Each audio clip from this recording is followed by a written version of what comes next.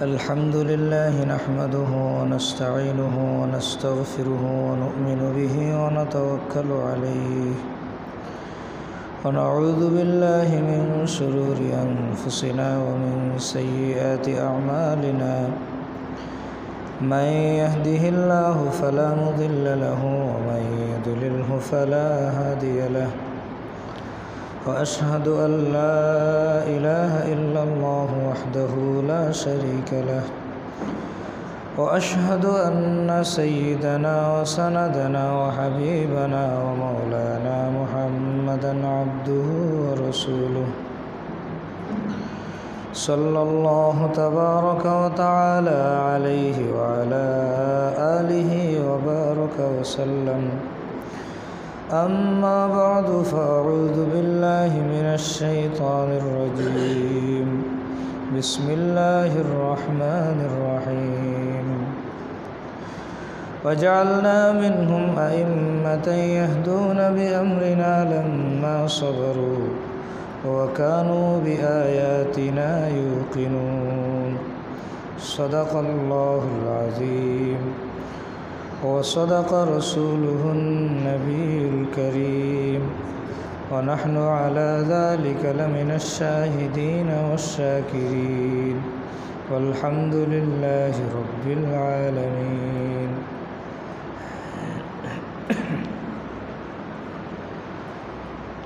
معزز উপস্থিতি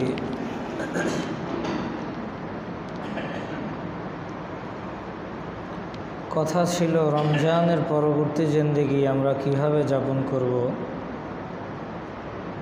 এই বিষয়ে আজ কথা বলার।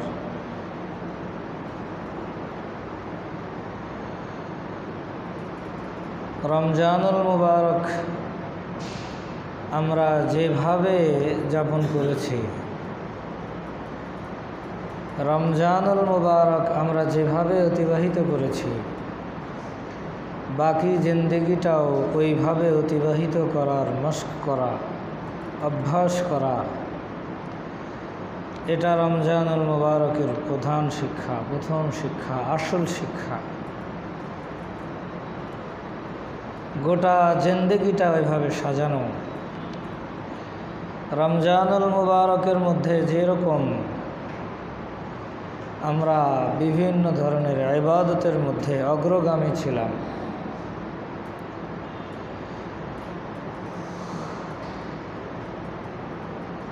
রোজা রেখেছি, রাতের বেলায় তারাবির নামাজ আদায় করেছি, অন্যান্য নফল নামাজ পড়েছি, দান খায়রাত করেছি,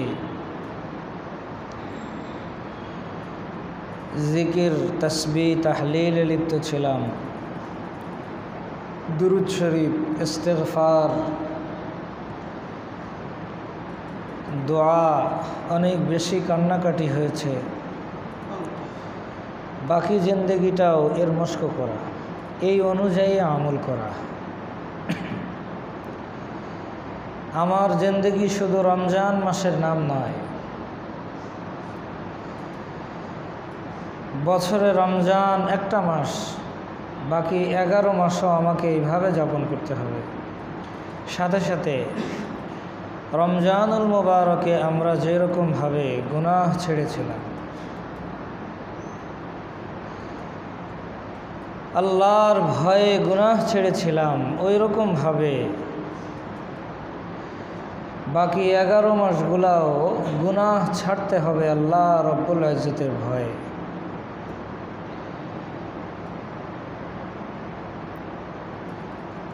রমজানুল মুবারকের পরের একটা বিশেষ আমল ছিল আমাদের মুরব্বীদের, রমজান মাসের আমলগুলা কবুল করানোর জন্য খুব বেশি কান্নাকাটি করতেন।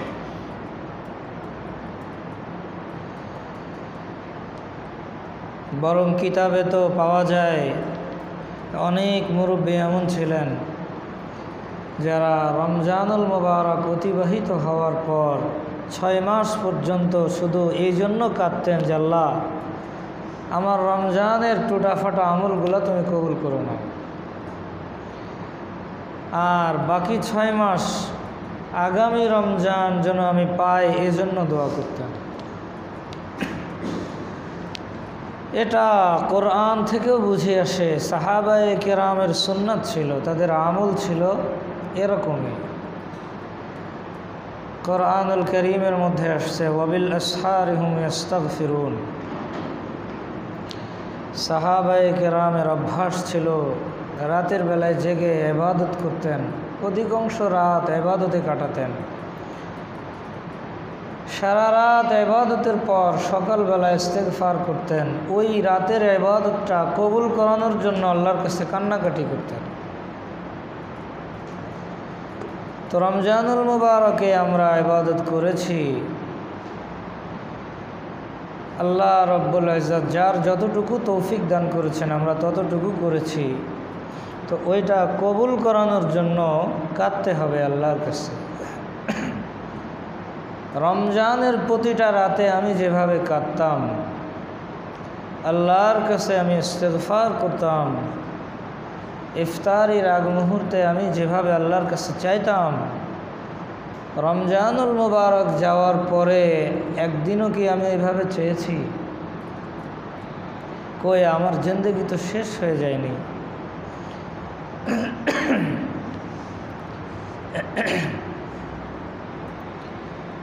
আমার জিন্দেগি তো থেমে নেই, গুনাহ অগোচরে হয়েই চলেছে।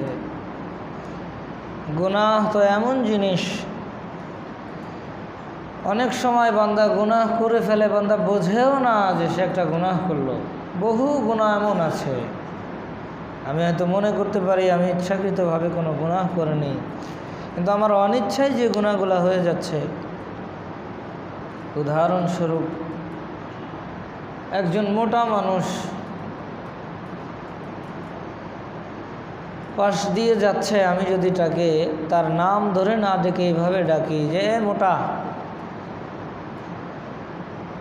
শরীয়তের পরিভাষায় আপনি একটা কবিরা গুনাহ করলেন। ছোটোখাটো কোনো গুনাহ নয়, গুনাহে কবিরা। আমরা এমন ব্যঙ্গাত্মক অনেক নাম ধরে মানুষকে ডাকি না?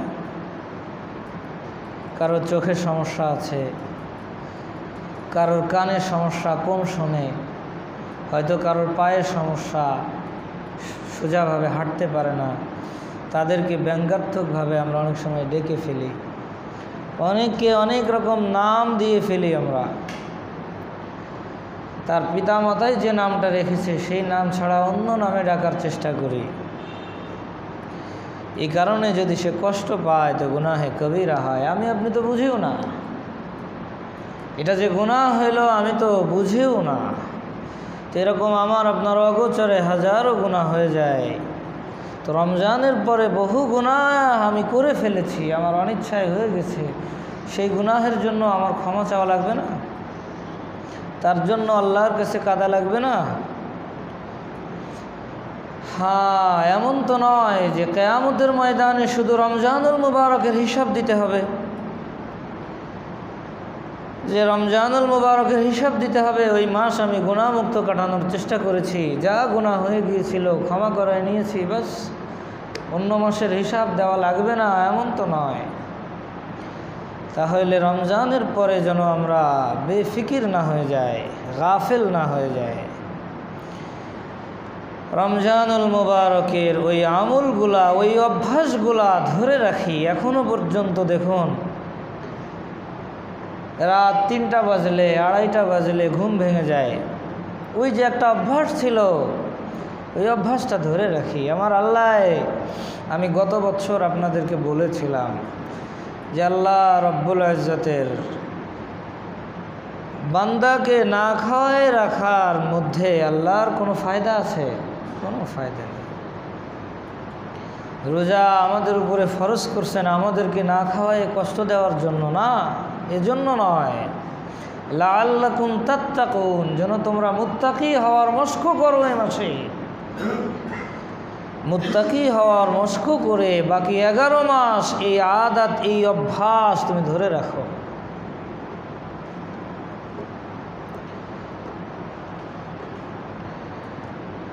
তো আমরা ওই মাসে মশক করেছি, আমাদেরকে ওটা ধরে রাখতে হবে। আমি গত বছর বলেছিলাম যে আমাদের 15 ঘন্টা 16 ঘন্টা আল্লাহর না খাওয়ায় রাখতে হবে। তো এটা আমাদের যে খানার রুটিন ছিল ওই রুটিন অনুযায়ী রাখতেন। সকাল 8টার সময় আমরা খানা খাই, তখন সেহরির সময় দিতেন। 8টার আগে সেহরি করে নেব, 8টার থেকে রোজা শুরু হবে রাত 8টা পর্যন্ত।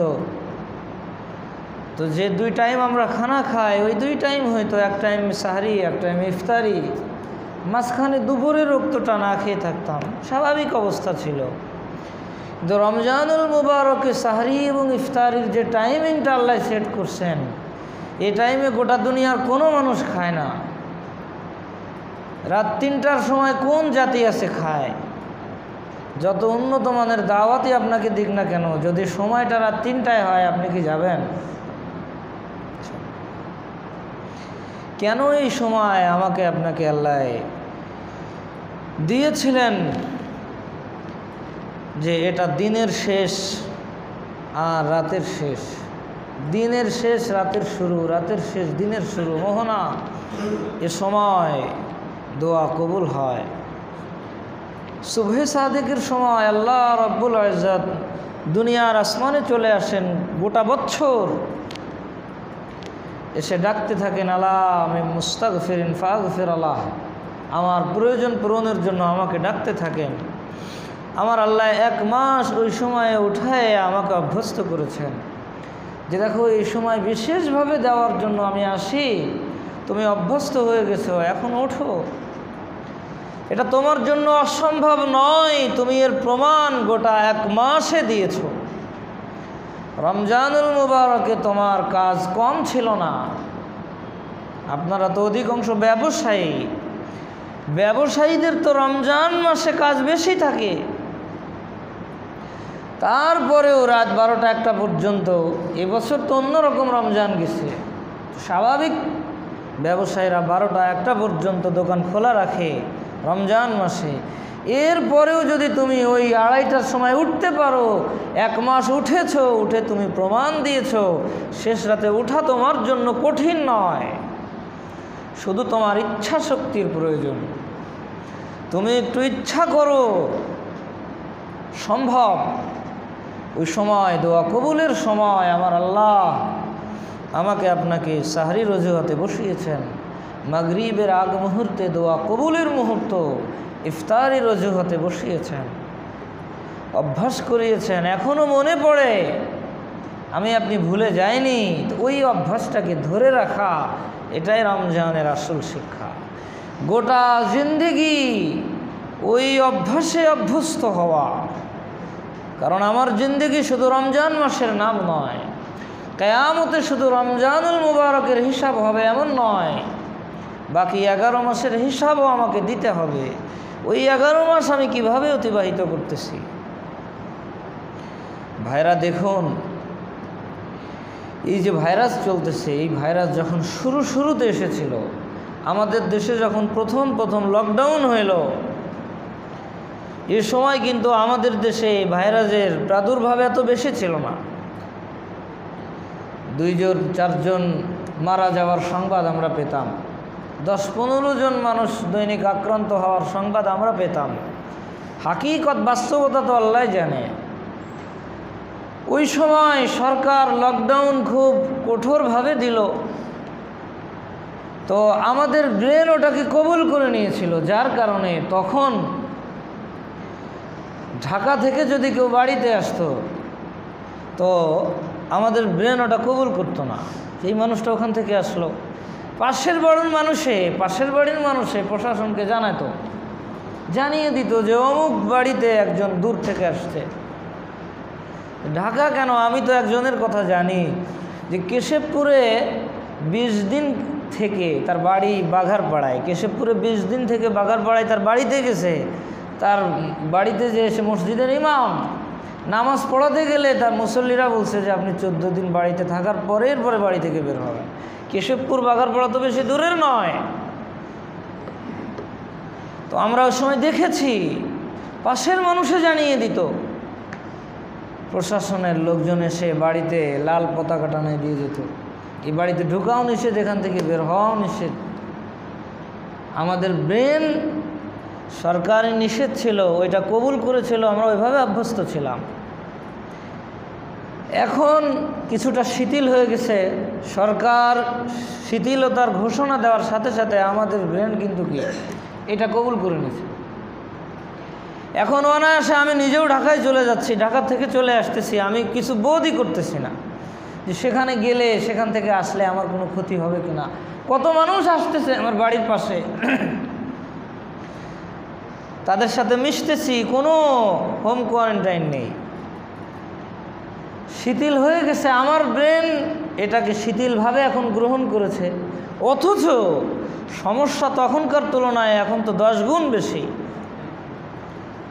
বোঝা গেল ভাইরা, আমি আপনি আমার সাথে যে ধারণা করি, আমি যেভাবে আমার ব্রেনটাকে সাজাই, আমি ওইভাবে কিন্তু চলতে পারি। তো আমি যদি মনে করি যে রমজানুল মুবারক আমি যেইভাবে অতিবাহিত করেছিলাম, আমার বাকি জিন্দেগিটা আমি ওইভাবে অতিবাহিত করব, সম্ভব অসম্ভব কিছু নয়। আপনি যেমন ধারণা করবেন, আপনার ব্রেন আপনার প্রত্যেকটা অঙ্গ প্রত্যঙ্গকে ওই রকমই সিগন্যাল দিবে। বিজ্ঞান এটা বলে। রমজানুল মুবারকে আমার আপনার সামনে সুস্বাদু খাদ্য থাকতো, ইফতারের আধা ঘন্টা আগে খাদ্য নিয়ে বসে আছি, পেটে ক্ষুধা ছিল, পানির পিপাসা, এরপরে ওইটা কেন খাচ্ছি না? আমার ব্রেন আমাকে সিগন্যাল দিচ্ছে এখনও তো তোমার খাওয়ার সময় আসেনি। আমি ওইভাবে অভ্যস্ত ছিলাম, প্রচণ্ড ক্ষুধা থাকা সত্ত্বেও আমি আমার হালাল খাদ্যটাও গ্রহণ করিনি। সময়ের অপেক্ষা করেছি, সময় হয়েছে গ্রহণ করেছি। কার ভয়ে? আমার আল্লাহর ভয়ে। আমি যদি ওই অভ্যাসটা এখনও গ্রহণ করে রাখি, এখনও ধরে রাখি, সম্ভব। তুমি রমজানে যে আল্লাহর ভয়ে তোমার নিজের শ্রম ব্যয় করে কষ্টে উপার্জিত হালাল খাদ্য গ্রহণ করা থেকে বিরত ছিলে, সেই আল্লাহ কি এখন নেই? সেই আল্লাহর ভয়ে তুমি এখন হারাম গ্রহণ করা থেকে কেন বিরত থাকতেছ না? রমজানুল মুবারকে হারাম গ্রহণ করা থেকে আমরা বিরত থেকেছি। রোজার মাস, হারাম অর্থ দিয়ে সাহরি করব, হারাম অর্থ দিয়ে ইফতারি করব, তাহলে আমার সারাদিন রোজা থাকা তো উপবাস হয়ে যাবে। আমি আপনি এই কথা মনে করেছি। তো রমজানে কার ভয়ে বিরত ছিলাম? যে আল্লাহর ভয়ে রমজানুল মুবারকে আমি হারাম খোরি থেকে বিরত ছিলাম, সেই আল্লাহ তো এখনও আছেন। কিয়ামতের দিনের হিসাব দিতে হবে, ওই ভয়ে রমজানুল মুবারকে আমি বিরত ছিলাম। তো কিয়ামতের দিন শুধু রমজানের হিসাব তো আমাকে দিতে হবে না, বাকি 11 মাসের হিসাবও তো আমাকে দিতে হবে। তো এখন কেন আমি হারাম খোরি থেকে বিরত থাকতেছি না? ভাইরা, বুঝি না আমি কি করতেছি? হারাম যে কি জিনিস, আমি হারাম উপার্জন করতেছি, এটা অন্য গুনাহের মতো গুনাহ নয়। ওই যে হারাম অর্থ, ওই অর্থটা যদি আমার পেটে যায়, সেখান থেকে আমার শরীরে গোশত তৈরি হইল, আমি ওইটাকে কিভাবে আমার শরীর থেকে সরাবো? আমার আল্লাহ যদি আমাকে তৌফিক দেয়, কোনোদিন তওবা করে নিলাম, কিন্তু আমার শরীরে হারাম অর্থের যে রক্ত প্রবাহিত, সেটা আমি কিভাবে দূর করব? ছোটোখাটো কোনো গুনাহ নয় ভাইরা। আমার কলিজার টুকরা সন্তান আমার হারাম উপার্জন খেয়ে সে লালিত পালিত হচ্ছে, বড় হচ্ছে, তার থেকে আমি আপনি কি আশা করতে পারি? খুব বিরত থাকা দরকার, আমাদের বুঝে আসা দরকার। আল্লাহ রব্বুল ইজ্জত আমাদের তৌফিক দান করুক। রমজানুল মুবারকে আমি আপনি মিথ্যা বলা থেকে বিরত থেকেছি। রোজা থেকে মিথ্যা কথা বলবো, তো যে আল্লাহর ভয়ে রমজানুল মুবারকে আমি মিথ্যা কথা থেকে বিরত ছিলাম, আমার সে আল্লাহ তো এখনও আছেন। আমি এখন কেন মিথ্যা বলবো? রমজানে আমি ধোঁকা দেওয়া থেকে বিরত থেকেছি, রমজানুল মুবারকে আমি অন্যের সাথে তর্কে জড়ানো থেকে বিরত থেকেছি, গণ্ডগোল করা থেকে বিরত থেকেছি। রোজার মাস, আমরা অনেক সময় বলিও রোজার মাস না হলে দেখে নিতাম। তো রমজানুল মুবারকে যে আল্লাহর ভয়ে আমি সমস্ত গুনাহ থেকে বিরত ছিলাম, আমার সে আল্লাহ এখনো আছে। ওই আল্লাহর ভয়ে আমাকে আপনাকে এখনো সব ধরনের গুনাহ থেকে বিরত থাকতে হবে। ভাইরা, দুনিয়ার জিন্দেগি বড় সংকীর্ণ জিন্দেগি। এই জিন্দেগির আমাদের এখানে যারা উপস্থিত আছি, হয়তো অধিকাংশই এই জিন্দেগির বেশিরভাগ সফর অতিবাহিত করে ফেলেছি, আর সামান্য যে সময়টুকু আছে, এই সময়টুকু আমি কাজে লাগাই, আমার আখিরাতের জন্য কাজে লাগাই। আমি চলে যাওয়ার পরে আমার দুনিয়া সব থেকে যাবে, আমার সাথে শুধু আমার আমল যাবে। আমার ভালো আমলও যাবে, আমার খারাপ আমলও যাবে। ওই ভয়ে আমাকে খারাপ আমল থেকে বিরত থাকতে হবে। ভালো আমলের প্রতি যে অভ্যাস গড়ে উঠেছিল রমজানুল মুবারকে, ওই অভ্যাসটা ধরে রাখতে হবে।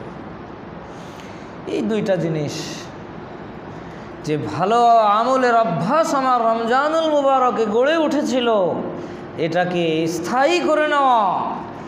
যে খারাপ আমলগুলা রমজানকে উদ্দেশ্য করে আমি ছেড়ে দিয়েছিলাম, ওই খারাপ আমলগুলা আমি এখনও ছেড়ে দিই। দেখুন, আমরা যারা রমজানকে কেন্দ্র করে হারামখোরি থেকে বিরত ছিলাম, রমজান মাস এখন হারাম পথে উপার্জন করা যাবে না, তারাও একটু চিন্তা করে দেখি, রমজান মাসে কিন্তু বাকি অন্যান্য মাসের তুলনায় আমার ইনকাম, আমার আয় বেশি ছিল। প্রত্যেকটা মানুষের বেশি হয়, এমনকি যার কোনো ইনকাম সোর্স নেই, ছোট বাচ্চা, তারাও রমজানুল মুবারকে অনেক অর্থ কামায়। ঈদের দিন অনেক কি আসে তাদের, হাদিয়া তোফা আসে, রমজান মাসে নতুন নতুন পোশাক আসে। রমজান মাসে আমার রুজি বৃদ্ধি হয়েছিল। বোঝা গেল আমি যদি হারামখোরি ছেড়ে দিই, রমজান মাসে ছেড়ে দেওয়ার পরেও যদি আমার রুজি বৃদ্ধি হতে পারে, বাকি 11 মাসও আমি অন্যায় পথ অবলম্বন না করলেও আমার সঠিক পদ্ধতিতে রুজি আসতে পারে। রমজান মাসে আমার রুজি বৃদ্ধি হয়েছিল, কারণ আমি গুনাহ ছেড়েছিলাম, আমি আল্লাহকে ভয় করতাম। আল্লাহর ভয়েই তো সব কিছু হতো। রোজা, মিথ্যা বলতেছি না, রোজা আছি, সুযোগ আছে, পেটে ক্ষুধা আছে, কেউ দেখতেছে না, ফ্রিজে ঠান্ডা পানি আছে, কেন পান করতেছি না? আল্লাহর ভয়েই তো। রমজান মাসে আমি তাকওয়া অবলম্বন করেছিলাম, গুনাহ ছেড়েছিলাম। এ কারণে রমজানে আমার দুনিয়াও বেশি এসেছিল। আমার আল্লাহ কোরআনুল কারীমে এই ওয়াদাও করেছেন, ওয়ালাউ আন্না আহলাল কুরা আমানু ওয়াত্তাকাউ লাফাতাহনা আলাইহিম বারাকাতিম মিনাস সামাই ওয়াল আরদ। যদি কোনো ব্যক্তি, কোনো জনপদের অধিবাসীরা ঈমান আনে আর তাকওয়া অবলম্বন করে, গুনাহ ছেড়ে দেয়, তো তাদের উপর আমি আমার আসমান জমিনের সমস্ত খাজানাগুলো খুলে দেই। এটা আল্লাহ রব্বুল ইজ্জতের ওয়াদা। আমি আপনি তো নগদটা দেখি, যে আমি যদি এখন এই অন্যায় পথ অবলম্বন করি তো নগদ অর্থ আসবে, কিন্তু ওর পরিণাম আমি আপনি বুঝি না। হয়তো 1 লক্ষ ইনকাম করতেছি, ইনকাম করে বাড়িতে যাওয়ার সময় পা ভেঙে পড়ে গেছি, ওখানে 3 লক্ষ খরচ হয়ে গেছে। ভাইরা, আল্লাহর রব্বুল ইজ্জতের ভয়ে আমি আপনি এখনো বিরত থাকি। বারবার বলতেছি, কিয়ামতের ময়দানে কিন্তু শুধু রমজান মাসের হিসাব দিতে হবে না, কিয়ামতের ময়দানে কিন্তু বাকি 11 মাসেরও হিসাব দেওয়া লাগবে। এ কারণে রমজানুল মুবারকে যেরকম আমল করেছি, যেই রকমভাবে গুনাহ ছেড়েছি, ওই রকমভাবে বাকি 11 মাসও আমি আমলগুলো ধরে রাখি, গুনাহ ছেড়ে দেই। বিশেষ করে রমজানুল মুবারকের বিশেষ আমল ছিল রোজা। রমজানুল মুবারকের বিশেষ আমল ছিল নামাজ, তারাবির মধ্যে তেলাওয়াত, এইগুলা ধরে রাখি। রোজা অত্যন্ত গুরুত্বপূর্ণ ইবাদত। রোজাকে বলা হয়েছে হাদিসের মধ্যে ঢাল, জুন্নাহ। এটা তোমাকে গুনাহ থেকে বিরত রাখে। আমি আপনি রমজানে দেখেছি হাজারো গুনাহ থেকে আমি বিরত থেকেছি। কিসে রেখেছে? রোজা রেখেছে। তো এজন্য মাঝে মাঝে রোজা রাখা। যে মাস চলতেছে শাওয়াল মাস, ঈদের দিন বলেছিলাম, হাদিসের মধ্যে আসছে যদি কোনো ব্যক্তি রমজানের 30টা রোজা রাখার পর এই মাসে আর 6টা রোজা রাখে, তো সে গোটা বছর রোজা রাখার সওয়াব পায়। আল্লাহর কাছে 1/10 সওয়াব হয়। তো রমজানে 30টা রোজা রেখেছি, 30×10 300 দিনের রোজা রাখার সওয়াব। আর 60 দিন থেকে যায়, তো 6 দিন রোজা রাখলে 6×10 60, 1 বছরে রোজা রাখার সওয়াব হয়ে যায়।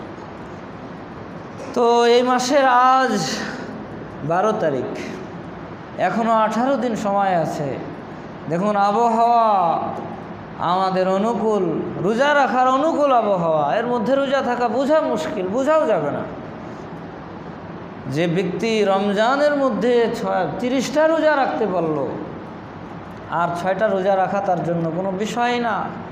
হিম্মত করে রেখে ফেলি, ইনশাআল্লাহ গোটা বছর রোজা রাখার সওয়াব হবে। আর মাসে 3টা রোজা রাখা আমার নবীর সুন্নাত ছিল। প্রতি মাসে নবী কমপক্ষে 3টা রোজা রাখতেন। বিশেষ করে আইয়ামে বীজ, আরবি মাসের 13, 14, 15 তারিখ, আজ আরবি মাসের 12 তারিখ, এই আগামীকাল থেকে এই পূর্ণিমার যে 3 রাত হয়, এই 3 দিন নবী রোজা রাখতেন অধিকাংশ মাসে। তো রোজা রাখা, মাসে 3টা রোজা রাখা, এখন ডাক্তাররা তো খুব বেশি বলে, এমনকি যারা অমুসলিম তারাও এই রোজা রাখে নিজের সুস্থতা ধরে রাখার জন্য। তো আমার সুস্থতা ধরে রাখার জন্যও রোজা রাখা দরকার। পাকস্থলী তো একটা মেশিন, এটা তো চলতে থাকে। দুনিয়ার যত উন্নত থেকে উন্নত মেশিনই হোক না কেন, কিছু সময় চলার পর একটু বিরতি দিতে হয় ঠান্ডা করার জন্য। তো আমার পাকস্থলী এটা একটা মেশিন। তো মাসে 3টা দিন আপনি বিরতি দিন, আপনার শরীর সুস্থ থাকবে ইনশাআল্লাহ। ইসলামে ফিরে আসি। ডাক্তাররা যখন রিসার্চ করে বলতেছে তখন আমরা গ্রহণ করতেছি, কিন্তু আমার নবী যে 1400 বছর আগে বলে গেছে ওইটা আমরা কেন গ্রহণ করতেছি না? নবীর কথা ডাক্তারদের কথার মতো এর সমতুল্য সমান আমরা মনে করতেছি না। আহারে আমাদের ভুল, আমরা নগদটা দেখি। ডাক্তাররা বলতেছে চোখ অপারেশন করার পর যে 1 মাস দেখা যাবে না, যদি চোখে আলো লাগে তো হয়তো অসুবিধা হয়ে যেতে পারে, চিরতরের জন্য দৃষ্টিশক্তি হারিয়ে যেতে পারে। ডাক্তারের কথা শুনে আমি 1 মাস চোখে পট্টি বেঁধে রাখতেছি, ডাক্তারের কথা শুনে হালাল জিনিসটাও দেখতেছি না। আমার আল্লাহ বলছেন যে দেখো তোমার দৃষ্টিশক্তি তো আমি দিয়েছি, আমি যদি নিয়ে নেই তো তোমার এই দৃষ্টিশক্তি দুনিয়ার সমস্ত ডাক্তার মিলেও ফিরিয়ে আনতে পারবে না। আমি তোমাকে বলতেছি না যে সব কিছু দেখা থেকে বিরত থাকো, সারা জিন্দেগি চোখে পট্টি বেঁধে রাখো।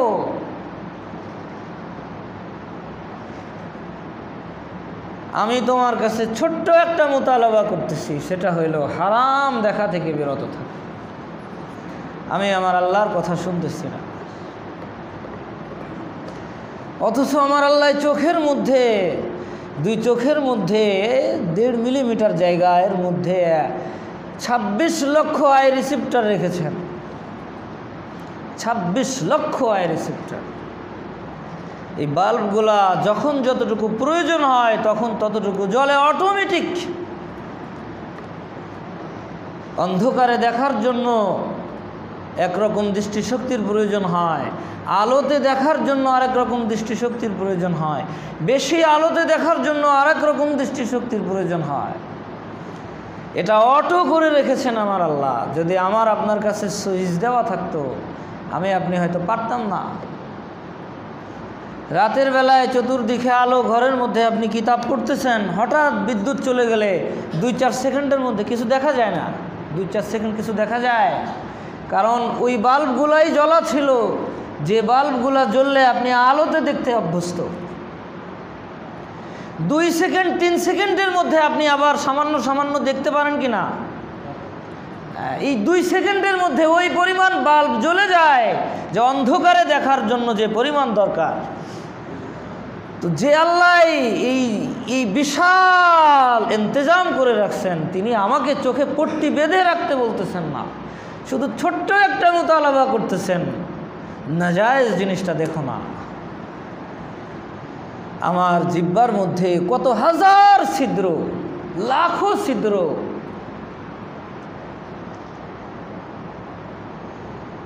আজ বিজ্ঞান বলে যে এই যে জিহ্বার সামনের অংশ, এটার দ্বারায় লবণাক্ত যে স্বাদটা এটা মানুষ উপভোগ করে, এর পরের অংশের দ্বারায় মিষ্টি স্বাদটা উপভোগ করে, তার পরের অংশের দ্বারায় টকের যে স্বাদ এটা উপভোগ করে, একেবারে শেষ অংশের দ্বারায় তিতার স্বাদ উপভোগ করে। আমরা অনেক সময় তিতা ওষুধ খাওয়ার সময় যে খুব তিতা লাগে, এজন্য বড় করে হা করে একেবারে শেষ মুহূর্তে দিয়ে দিই, কিন্তু আসল কথা হইল যে তিতার স্বাদটা ওই জায়গায় অনুভব হয়। এই কারণে ওখানে দেওয়ার সাথে সাথে পুরো মুখটা তিতা হয়ে যায়। সামনে দিয়ে গিলে ফেলবেন, অতটা কি হবে না। তো এর মধ্যে হাজারো ছিদ্র আছে, হাজারো ছিদ্র আছে। দেখবেন অনেক সময় যখন ওই যে আমাদের পরিভাষায় বলে গালে ঘা, জিহ্বায় যখন ঘা হয় এগুলো ফুটে ওঠে। এই স্বাদগুলো আমি অনুভব করতেছি। সামান্য একটু যদি জ্বর আসে, আমার সামনে মিষ্টি দিলেও সেটা তিতা লাগে। তো আমার আল্লাহ যদি আমার জিহ্বার স্বাদ ওইরকম করে দেন, আমার করার কিছু নেই। সব কিছুর স্বাদ আমি সুন্দরভাবে উপভোগ করতেছি। এর জন্য কোনো বিল চাননি আমার আল্লাহ। ছোট্ট একটা বিলটা হইল এই যে বান্দা তুমি হারাম খেও না। ছোট্ট একটা বিল চেয়েছেন, হারাম খেও না বান্দা। আমি আপনি মানতে পারতেছি না। ভাইরা, কি হবে আমাদের? তো যাই হোক, বলতেছিলাম রমজানুল মুবারকের বিশেষ আমল ছিল রোজা রাখা। মাসে কমপক্ষে 3টা রোজা রাখা, নবীর সুন্নাত এটা ধরে রাখা, নফল রোজা রাখা। রমজানুল মুবারকের বিশেষ আমল ছিল নফল ইবাদত করা। তারাবিতে আমরা 20 রাকাত নামাজ পড়তে পেরেছি। এখন মাগরিবের পরে অতিরিক্ত আর 2-6 রাকাত নামাজ পড়তে পারবো না। অত লম্বা তো আল্লাহ চাইতেছেন না, অভ্যাস করাইছেন। বেশির অভ্যাস করলে কমটা মানুষ পারে। দেখুন, রমজান যখন শুরু হয়, প্রথম 6 দিন হাফেজ সাহেবরা তারাবিতে 1.5 পারা করে পড়ে, তো একটু কষ্ট অনুভব হয়। কষ্ট অনুভব হয় না? এরপর প্রথম 6 দিন চলে যাওয়ার পরে তখনও কিন্তু 1 পারা করে পড়ে। তারপরেও আগের থেকে কষ্ট একটু কম মনে হয় কি না? কষ্ট কম মনে হয় না, যে একটু তাড়াতাড়ি শেষ হয়ে গেল। দেখুন, আগে বেশির অভ্যাস ছিল, এখন একটু কম হয়েছে, তো কষ্ট অনুভব কম হচ্ছে। 27 রমজানে যখন খতম হয়ে যায়, বাকি 3 তারাবি পড়তে মোটেও কষ্ট হয়? মোটেও কষ্ট হয় না। বেশির অভ্যাস ছিল, কমটা ধরে রাখতে কোনো অসুবিধা নেই। তো রমজানে আমি আপনি বেশির অভ্যাস করে এসেছি, এখন কমস কম অল্প ওই 6 রাকাত 4 রাকাত ধরে রাখি। এটাতে তো কষ্ট অনুভব হওয়ার কথা না। যেখানে 20 রাকাত পড়তাম সেখানে 4 রাকাত, কিসের কষ্ট? রমজানে আপনি হাজার হাজার টাকা দান করছেন, আপনার কষ্ট অনুভব হয়নি। একটা আলাদা চেতনা ছিল আপনার মধ্যে, আলাদা একটা বিষয়ের প্রতি আপনি ধাবিত হতেন, একটা জজবা ছিল। জজবায় আপনি আপনার কষ্টে উপার্জিত হাজার হাজার অর্থ দান করেছেন। তো তখন অনেক অর্থ দান করেছেন, এখন সামান্য করুন, কিন্তু এটা বন্ধ না হওয়া চায়, কোনো ইবাদত বন্ধ না হওয়া চায়। রমজানুল মুবারকে আমরা তেলাওয়াত করেছি, এটা বহুত বড় আমল। রমজানের পিছনেও আমি কোনোদিন বলেছি কি না যে মূল ফজিলত কোরআনুল কারীমের। রমজানুল মুবারক বাকি 11 মাসের মধ্যে শ্রেষ্ঠ হওয়ার পেছনের মূল হেতু কোরআন, কারণ এই মাসে কোরআন নাজিল হয়েছিল। লাইলাতুল কদর, এর এত ফজিলত কেন? কারণ ওই রাতে কোরআন নাজিল হয়েছিল। মুহাম্মাদুর রাসূলুল্লাহ সাইয়্যিদুল আম্বিয়া, কেন? তার উপরে কোরআন নাজিল হয়েছিল। মূল ফজিলত কোরআনুল কারীমের। আজ আমরা এটা ছেড়ে দিয়েছি ভাইরা। রমজান চলে গেছে, কেমন যেন কোরআনের সাথে সম্পর্ক আমরা ছিন্ন করে ফেলেছি। ছিন্ন না করা চায়। হ্যাঁ, হতে পারে রমজানে আমি বেশি তেলাওয়াত করতাম, এখন তেলাওয়াতের পরিমাণ একটু কম হতে পারে, তাই বলে আমল ছেড়ে দেওয়া নয়। কয়জন বলতে পারবেন যে রমজানের পরে কোরআন শরীফ ধরেছে এই পর্যন্ত? এই যে 12 দিন চলে গেল, কয় পারা তেলাওয়াত করছি আমরা, অথচ রমজানে তো আমাদের অনেক খতম হয়েছিল। কোরআনকে তো আল্লাহ শুধু রমজানের জন্য দেননি। তো আমার ভাইরা, আজম করতে হবে কোরআনই আসল। হযরত শাইখুল হিন্দ রাহিমাহুল্লাহর কিচ্ছা, ওনার কথা আপনাদেরকে আমি শুনিয়েছি। এই উপমহাদেশে দারুল উলুম দেওবন্দের প্রথম ছাত্র যিনি ছিলেন, হযরত আনোয়ার শাহ কাশ্মীরি রাহিমাহুল্লাহ, হুসাইন আহমদ মাদানী, আশরাফ আলী থানভী, এরকম বড় বড়রা সব ওনার ছাত্র ছিলেন। বহুত বড়রা, কত বড় মানুষ ছিলেন, সারা জিন্দেগি এলেমের জন্য নিজেকে ওয়াকফ করেছিলেন। জিন্দেগির একেবারে শেষ মুহূর্তে মাল্টার জেলখানা থেকে আসার পর উনি বলতেছেন যে দীর্ঘ 3 বছর মাল্টার জেলখানায় আমি, কোনো কাজ ছিল না ওখানে, দীর্ঘ 3 বছর সেখানে একাকী ছিলাম, কোনো কাজ ছিল না। ইসলাম নিয়ে গভীরভাবে ফিকির করার সুযোগ হয়েছে। আমি এই বিষয়টা নিয়ে গভীরভাবে ফিকির করেছি যে আজ মুসলমানদের অধঃপতন কেন? মুসলমানের সংখ্যা তো অনেক বেশি, তারপরেও মুসলমানদের এই অধঃপতনের মূল কারণ কি? দীর্ঘ জিন্দেগির অভিজ্ঞতা, দীর্ঘ 3 বছরের ফিকিরের পর উনি বলতেছেন এসে যে আমার কাছে মুসলমানের অধঃপতনের 2টা কারণ মনে হয়েছে, যে এই 2 কারণে গোটা দুনিয়ায় মুসলমান লাঞ্ছিত, বঞ্চিত। 1 নম্বর কারণ, মুসলমান কোরআনুল কারীমকে ছেড়ে দিয়েছে।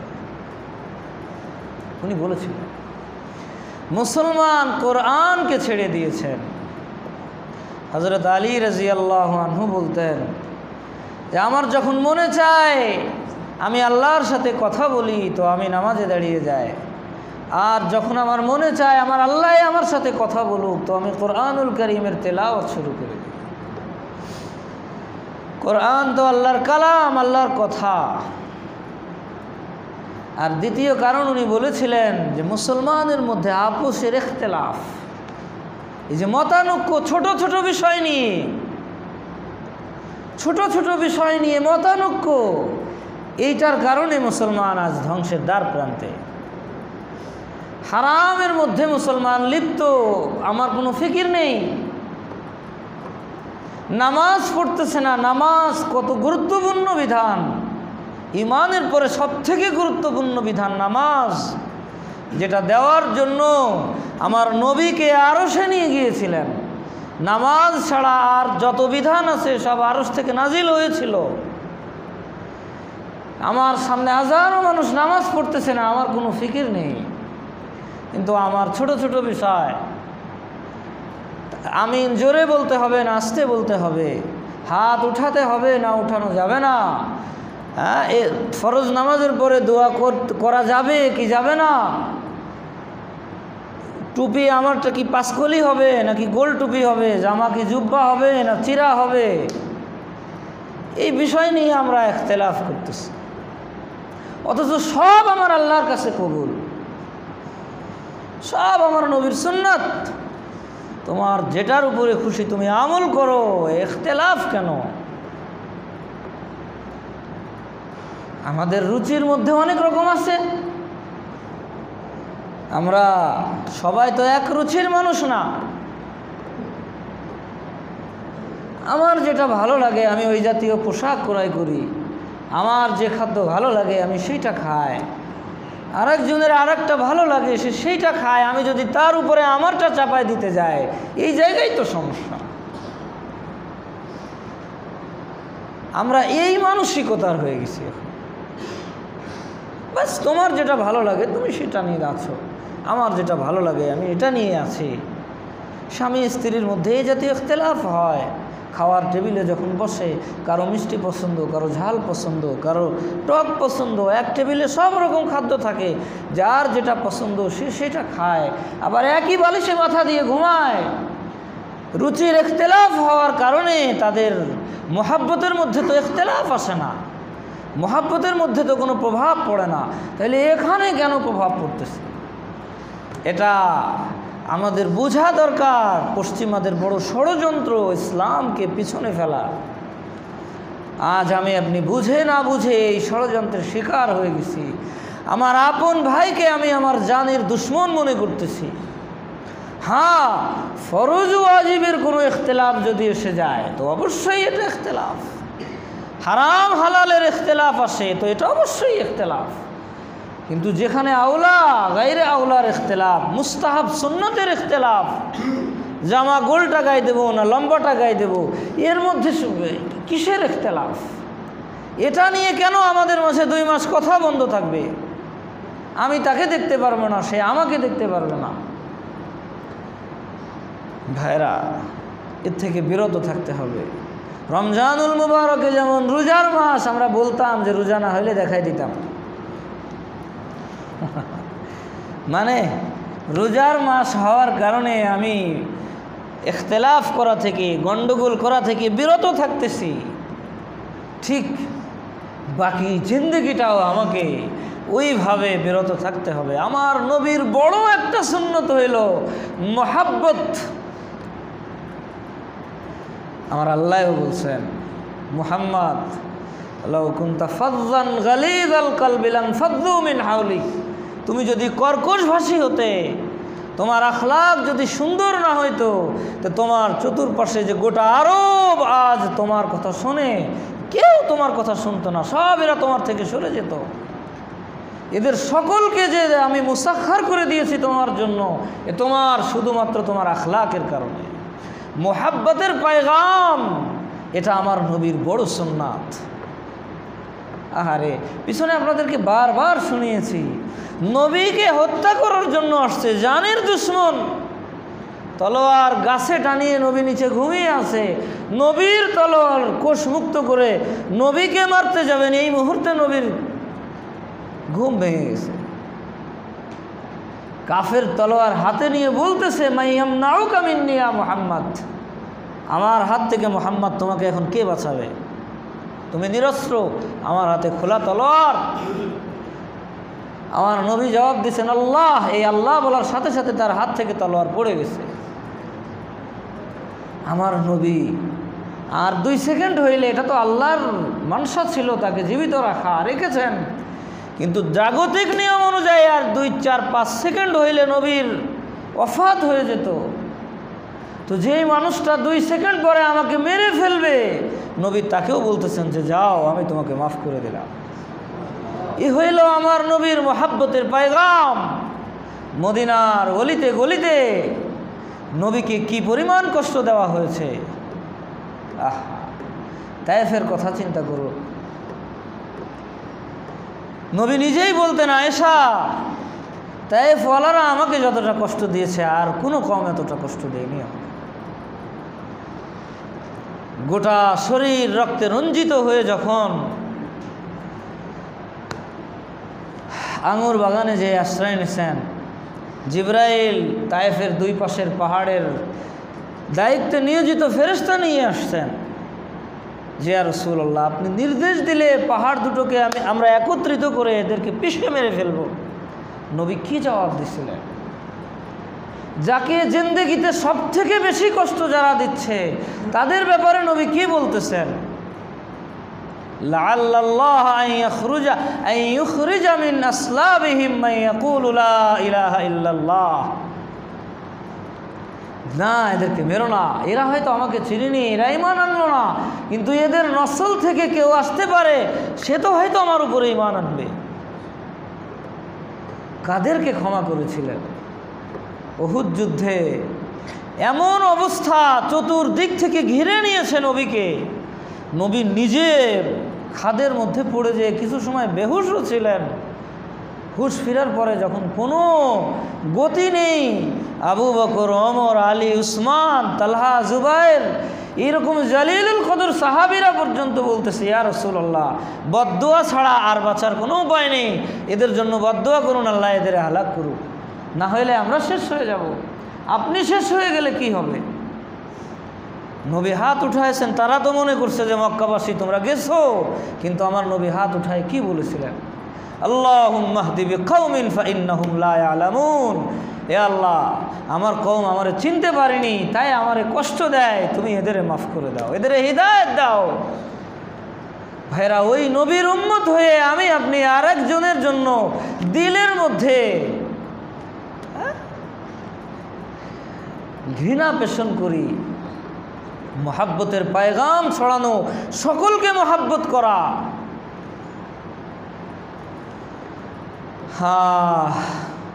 তো বলতেছিলাম, রোজা রাখা, নামাজ পড়া, কোরআনুল কারীমের তেলাওয়াত করা।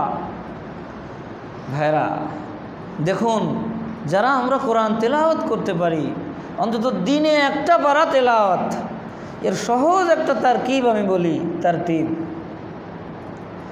5 ওয়াক্তের নামাজ পড়তে এসে যদি আমি 4 পৃষ্ঠা করে তেলাওয়াত করে যাই, তাহলেও এক পারা হয়ে যাচ্ছে না? যারা আমরা তেলাওয়াত করতে পারি, 4 পৃষ্ঠা তেলাওয়াত করা কোনো বিষয়। আজান হইল, আমি মসজিদে চলে আসব, সুন্নাত পড়ার পর কোরআন শরীফ নিয়ে বসে যাব, 4 পৃষ্ঠা তেলাওয়াত করব। যদি নামাজের আগে 4 পৃষ্ঠা শেষ হয়ে যায় আলহামদুলিল্লাহ, যদি শেষ না হয় নামাজের পরে 4 পৃষ্ঠা পূরণ করে এরপরে আমি মসজিদ থেকে বের হব, 4 পাশা 20 দৈনিক 1 পারা তেলাওয়াত হয়ে যাবে। এর জন্য আপনাকে মুস্তাকিল কোনো সময় দেওয়া লাগবে না, আপনার কাজ কর্মের মধ্যে কোনো ধরনের কোনো খলল আসবে না। এই কাজটুকু করা যাবে না ভাইরা? ভাইরা, কোরআনকে ধরে রাখতে হবে। একটু হাত উঁচু করে দেখান আমারে, আল্লাহ রাব্বুল ইজ্জত কবুল করেন আমাদের। যারা আমরা পারি, যাদের আমাদের তেলাওয়াত আরও স্লো, আমরা হয়তো 4 পৃষ্ঠা তেলাওয়াত করতে 20 মিনিট 30 মিনিট সময় লেগে যাবে, তারা আমরা অন্তত আধা পারা করি। দৈনিক 1 পারার জায়গায় আধা পারা করি, 4 পৃষ্ঠার জায়গায় 2 পৃষ্ঠা করি। আজান হইল, মসজিদে এসে আগে সুন্নাত থাকলে সুন্নাত পড়ে কোরআন নিয়ে বাস 2 পৃষ্ঠা তেলাওয়াত করে ফেললাম। আমার অজান্তে দেখবেন দৈনিক আমার 1 পারা আধা পারা করে তেলাওয়াত হয়ে যাচ্ছে, মাসে 1টা করে খতম হবে। আপনার জিন্দেগির নুরানিয়াত আপনি মাহসুস করবেন 40 দিন পর। আপনি 40টা দিনে আমল ধারাবাহিকভাবে ধরে রাখেন, কোরআনুল কারীম তেলাওয়াত করার যে একটা নূর, ইনশাআল্লাহ ইনশাআল্লাহ আপনি 40টা দিন পরে মাহসুস করবেন। আপনার দৃষ্টিশক্তির মধ্যে নূর আসবে, আপনার জবানের মধ্যে নূর আসবে। যে জবান দিয়ে আপনি আল্লাহর কালাম তেলাওয়াত করেন, এর মধ্যে নূর আসবে না? আপনার দিলের মধ্যে নূর আসবে, আপনার গোটা অস্তিত্বের মধ্যে নূর এসে যাবে। তো ভাইরা, বলতেছিলাম যে রমজানের যে আমলগুলো আমরা করতাম ওইটা ধরে রাখা, যে গুনাহগুলো আমরা ছেড়েছিলাম রমজানকে কেন্দ্র করে, ওই গুনাহগুলা এখনও ছেড়ে দেওয়া। ওই গুনাহগুলো ছেড়ে দেওয়া, এই অভ্যাস করা, এই আজম করা, এটাকেই বলে সবর। পিছনেও বলেছি, আমার গুনাহ করতে মনে চাইতেছে, তো আমি ধৈর্য ধরে ওই গুনাহটা থেকে বিরত থাকলাম, করলাম না, এটা আসল সবর। আমার ইবাদত করতে মনে চাইতেছে না, একটা মামুল আছে, প্রতিদিন আমি এই সময় 2 রাকাত নামাজ পড়ি, 100 বার করে আল্লাহর জিকির করি, আজ মনে চাচ্ছে না, তো ধৈর্য ধরে নফসকে কন্ট্রোল করে ওই ইবাদতটা করা, এটাই আসল সবর। এই সবর যে করতে পারে, কোরআনে এক জায়গায় আল্লাহ বলছেন, ইন্নামা ইউওয়াফাস সাবিরুনা আজরাহুম বিগাইরি হিসাব, আমি তাকে বেহিসাব দান করি। আর আরেক জায়গায় বলছেন, এইরকম সবর যে করে তাকে আমি গোটা মানুষের ইমাম বানিয়ে দিই। ওয়াজআলনাহুম আইম্মাতান ইয়াহদুনা বিআমরিনা লাম্মা সাবারু। তো এই ধৈর্য, যে ধৈর্য রমজানের ইফতারের আগে ধরতাম, যে পেটে ক্ষুধা আছে, পিপাসা আছে, সামনে খাদ্য আছে, এখনো সময় হয়নি, ধৈর্য ধরে আছি, খাচ্ছি না, ওই ধৈর্য আমাকে এখনও ধরতে হবে। আমি যখন বাহিরে যাব, আমার দৃষ্টির সামনে অনেক রং বেরঙের জিনিস আসবে, আমি ধৈর্য ধরে দৃষ্টিটাকে নত করব। ব্যাস এইটাই। আল্লাহ রাব্বুল ইজ্জত আমাদের কবুল করেন, রমজানের ইবাদতগুলো কবুল করেন, রমজানের অভ্যাসে আমার গোটা জিন্দেগি অভ্যস্ত করে দেন। সুবহান আলহামদুলিল্লাহি নাহমাদুহু।